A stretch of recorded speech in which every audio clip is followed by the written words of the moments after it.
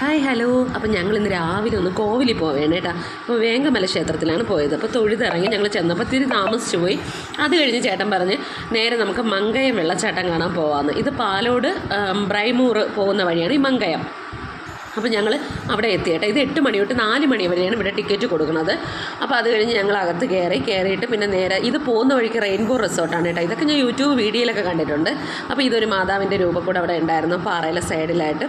പിന്നെ ഞങ്ങൾ അവിടെ എത്തി നേരെ വെള്ളച്ചാട്ടത്തിലേക്കുള്ള വഴിയുണ്ട്. അവിടെ ഗൈഡ് കാര്യങ്ങളൊക്കെ ഉണ്ട്. നമ്മൾ കൊച്ചു കുട്ടികളെയും കൊണ്ട് പോയാലും നമ്മൾ ശ്രദ്ധിക്കണം, അത്രയേ ഉള്ളൂ. പക്ഷേ പേടിക്കാൻ വേറെ ഒന്നുമില്ല. കാരണം ഇങ്ങനെ കമ്പിയെല്ലാം സൈഡിൽ വെച്ചിട്ടുണ്ട്. നമുക്ക് വെള്ളച്ചാട്ടത്തിൽ അവിടെ നിന്ന് കാണാനേ പറ്റുള്ളൂ, നമുക്ക് അങ്ങോട്ട് ഇറങ്ങാനോ ഒന്നും പറ്റില്ല.